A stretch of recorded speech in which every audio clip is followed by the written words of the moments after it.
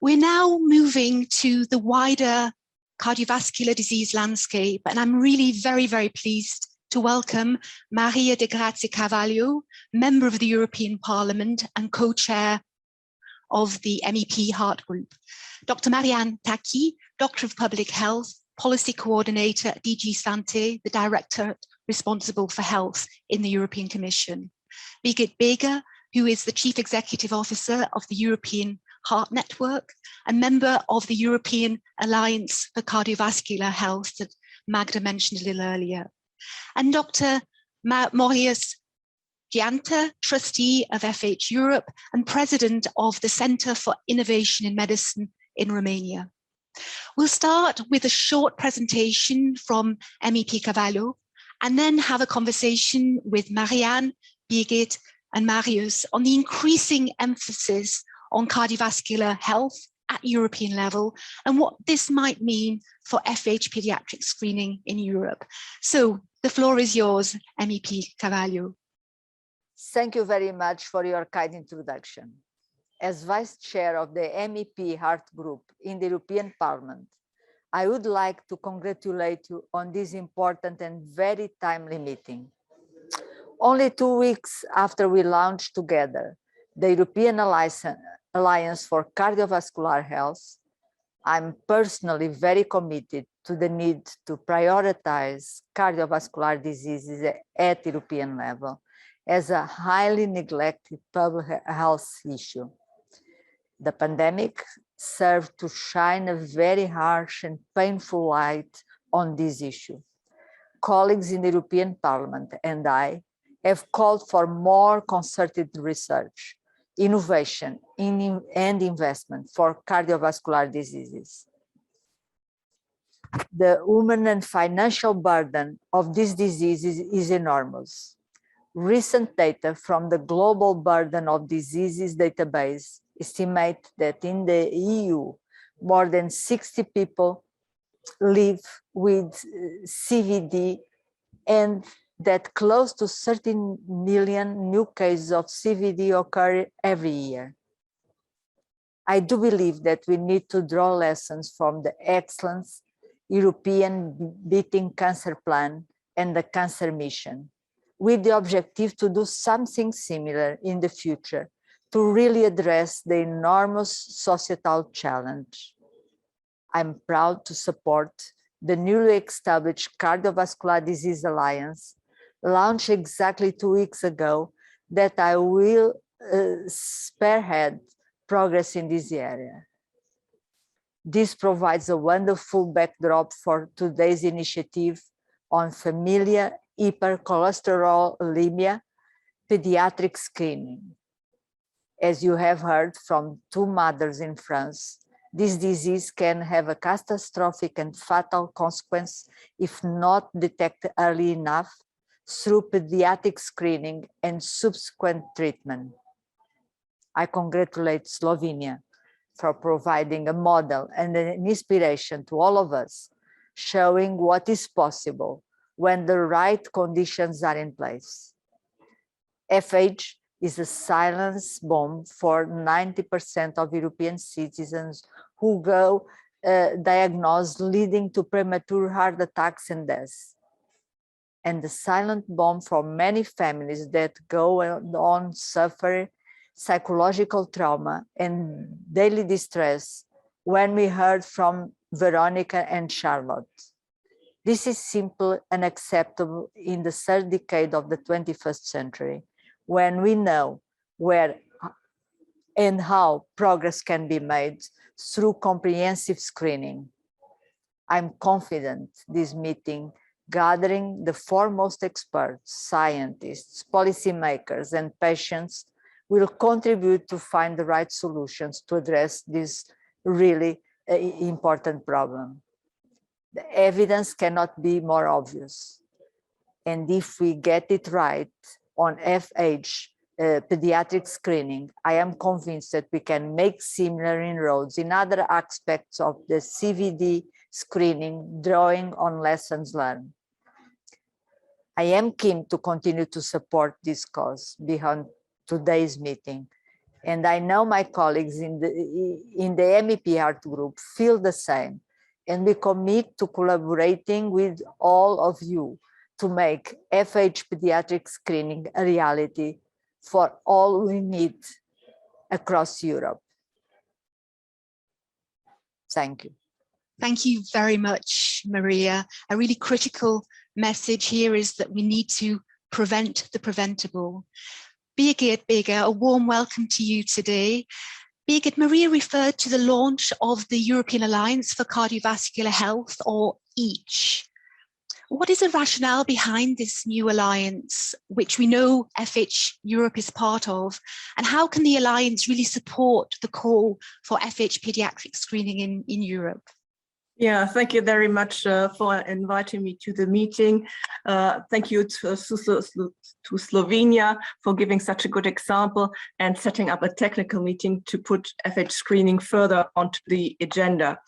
The alliance was founded because different organizations, including mine, the European Heart Network, were so aware and in pain, actually, because of the burden, the health burden and the economic burden that cardiovascular disease is bringing on to Europe and worldwide, actually. So there was the need to do more about it, and for tackling CVD at a more collective level. And so as an alliance, a multi-sectoral group came together for the first time ever, and that's been 15 leading European and international organizations, and they actually represent the full range of health sectors.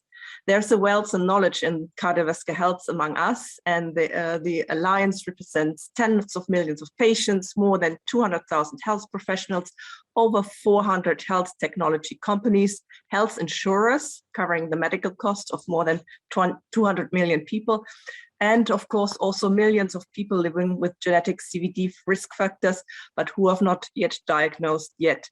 So we are actually committed to joining forces and sharing expertise to raise awareness of the burden of CVD on society, call for a European CVD plan to improve cardiovascular health, optimize quality of life in patients and undiagnosed citizens with CVD, and prevent first and subsequent heart events and strokes.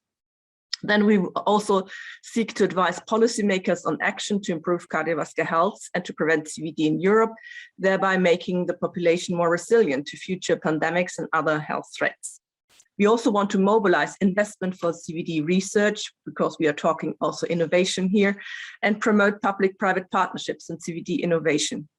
So overall, we would like to see also to ensure swift and equitable access to new medical technologies and medicines that add value to patients and society. So our main goal is really to have a European CVD plan for health, a plan that doesn't fail. And it's a plan which we are discussing today at this meeting for FF screening, presented by Slovenia, and we hope also then in future other healthcare systems like France and all over Europe will have a plan, and this plan will be integrated in this European CVD plan. And I have very good news that the alliance of which FH Europe is part, they immediately endorsed this event, and I think this is a very strong signal of how the alliance can work together and bring forward the cause of CVD patients. Thank you. Thank you very much, Birgit. A really ambitious, really exciting plan, and a lot of solidarity there. Fantastic. So turning to you, Marianne, where do you see the role of the European Commission in driving better outcomes for patients and citizens in the CVD space, and for FH pediatric screening from a public health perspective? Where might the Commission be able to help? Yes, good afternoon, and thank you for inviting me to discuss these issues with you. And in fact, I would like to congratulate you and the Slovenian Presidency in particular for organizing this event. I think Magdalena already mentioned that already before the pandemic, cardiovascular diseases have been the leading cause of death globally. But in terms of the European Commission's role in this area or any other disease area or screening in general, I think you may know that the member states of the European Union are, of course, in charge of organizing and funding the national health systems. So the role of the Commission is primarily to support the member states in their efforts to tackle NCDs, non-communicable diseases, such as cardiovascular diseases. And health in all policies, which is also embedded in the Treaty of the EU, is our guiding principle in joining efforts to tackle this burden. Our focus for the past few years has been on practical implementation. And it's not so much about preparing strategies and telling others what to do, but to really identifying solutions to the member states that could be then implemented. And we believe that the implementation or transfer of best practices is best done at the local or national level, grassroots level, rather than at the EU level. The Commission supports the transfer of best practices on health promotion and disease prevention. And for example, in the areas of physical activity, nutrition, and addressing other risk factors such as tobacco consumption, the work is also relevant for cardiovascular diseases. And a number of best practices addressing such risk factors have already been transferred in many EU member states. For example, a European physical activity on prescription is a project which takes forward work where GPs can prescribe sports or activity instead of medicines to patients with cardiovascular diseases. This project is being transferred to 10 member states from Sweden. Another ongoing project, it's called Young 50, has the objective to adopt and export a screening model on cardiovascular diseases developed in Italy to 4 EU member states, including Lithuania, Romania, Luxembourg, and Spain. Of course, you are aware about the Europe-Speaking Cancer Plan, and that addresses common risk factors for non-communicable diseases. Smoking rates are still too high in Europe, and as part of this work, we will also review the tobacco legislation, and that includes, for example, the Tobacco Taxation Directive and rules on cross-border tobacco purchases. And we will also update the Council recommendation on smoke-free environments in order to take account of new or novel tobacco-related products. Finally, you may know that under the new funding program of the Commission, the EU for Health program, 20% of the budget should be on health promotion and disease prevention. And this is very important message to everyone. It's a real game changer and a paradigm shift for the strong European Health Union that we are working on to build. And we believe that it brings possibilities to increase and strengthen this development and exchange of best practices, also to support networks of knowledge sharing and mutual learning, and to invest in capacity building actions. So I think the role of the Commission is pretty much in that nutshell. Now, as regards the pediatric screening, that was your second part of your question, Nicola, I think. Well, it is a member state competence, but the good news is that we have received under the EU best practice portal a best practice proposal on familial hypercholesterolemia.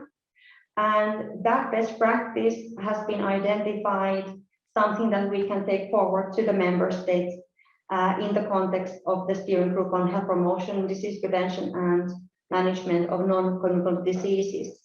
It is then up to the member states to see if they want to implement that practice. I don't know, maybe I can stop there, Nicola, and if you have further questions. That's great, Marianne. I think very, very clear messages around transfer of learning, sharing good practice, and the supportive role that the Commission can play in encouraging member states and you've given some very, very good examples. Turning now to you, Marius, where do you see you're an ambassador, an important ambassador for prioritizing cardiovascular disease at European level, and also accelerating innovation in all its guises to support cardiovascular health for Europe's citizens. So tell us a little bit more about your journey, your thinking in terms of moving forward.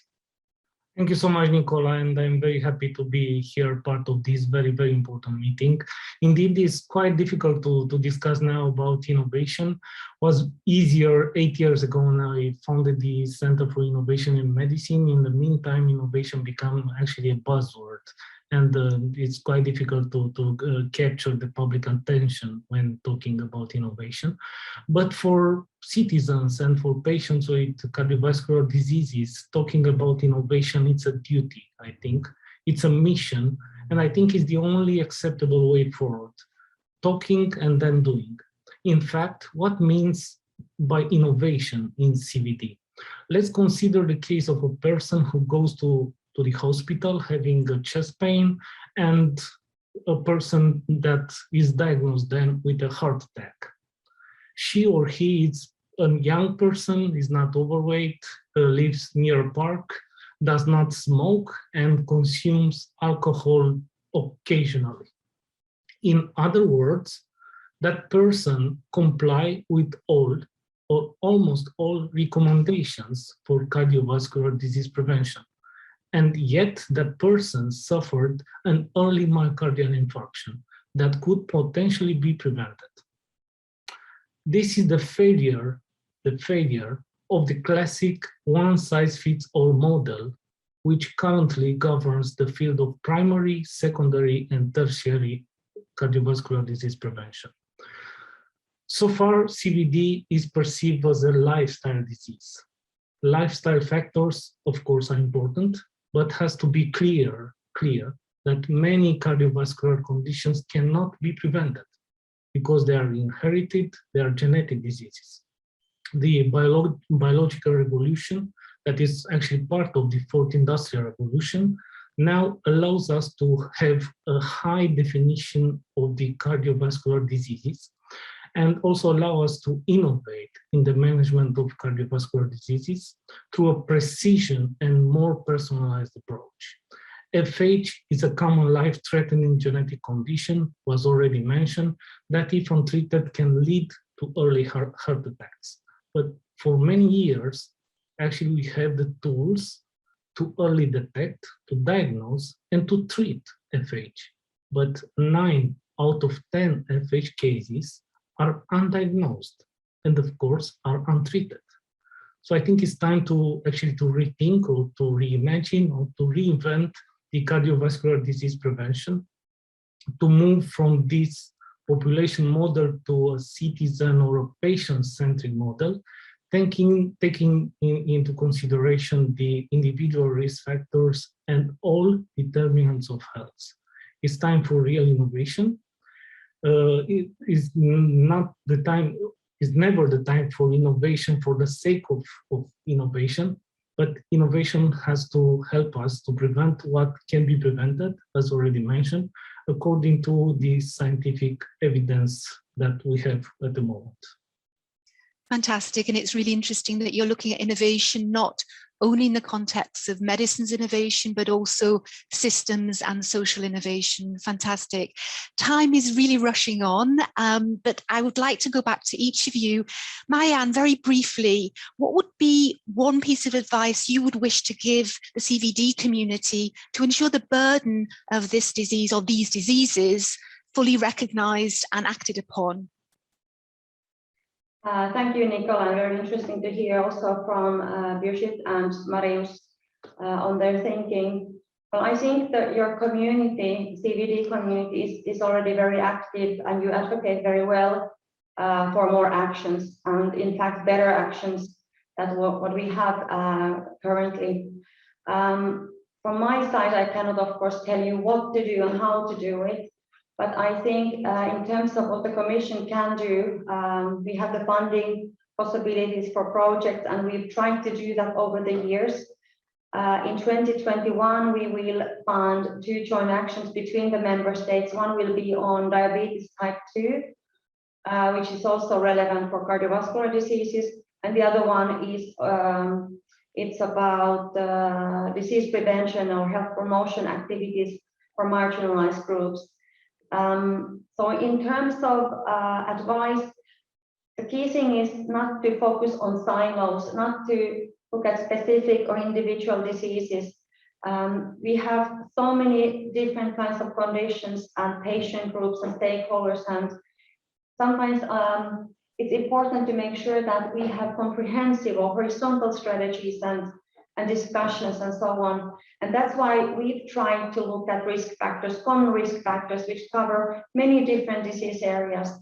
So I think I would, as the final piece of advice, to ally with like-minded colleagues from different disease areas, and to find synergies and find areas where you can work together. And of course, on the Commission side, we can provide the health policy platform where you can liaise with the other stakeholder groups. Thank you very much, Marianne, and that points very clearly to the value of the Alliance. Back to you, Birgit. Look, we've talked about system readiness, we've talked about innovation, we've talked about unity and cohesion of the community. What else needs to happen in one sentence, just elevator pitch, let's say? Nicola, even one word, I think leadership. Leadership. Leadership. We need people stepping upwards and forwards and to bring on what is there. You called the Alliance ambitious, but it's also the challenge we are facing with the health burden on CVD, which we call in an optimistic way. I think that's another word. It's important to be optimistic. We call it Alliance for Cardiovascular Health. So we are already looking into the future of what we want to see. And I think this is what we need. We need leadership, people taking on, being convinced, talking, not only talking, but also cooperating throughout multi-sectors, as the Alliance is aiming to do. And indeed, an optimism to really bring on a better future for our children and the children of our children. Great. Thank you very much, Birgit. Marius, again, very, very briefly, we heard from Maria that FH paediatric screening could become a model in other areas of cardiovascular health. And I think both Marianne and Birgit's interventions have pointed a little bit in that direction as well. Just very briefly, what would be the prerequisites for this to happen? Yes, I think there are at least 4 factors that could enable FH pediatric screening and could help FH pediatric screening to become a model at the EU level. First of all, we have science on our side with all the evolutions in genetics and genomics and data and biopharma and so on. Second, we have, and we'll discuss today, many examples, I may say, from member states from Europe who already implement different types of screening for pediatric population. Thirdly, we have the opportunity actually brought by the pandemic to reconfigure the EU role in health and also the design of the health system. And fourth, we already, as Marianne mentioned, we have in implementation the EU Beating Cancer Plan and the cancer mission that could be examples we can learn from in the years to come. Thank you very much, Marius. A lot of very rich food for thought. Thank you all for your wonderful contributions. I think it's clear there is a new and vivid momentum at European level to really focus on cardiovascular health, and the FH community is very much part of this, and there are opportunities for collaboration with the European Commission as well. So thank you very much.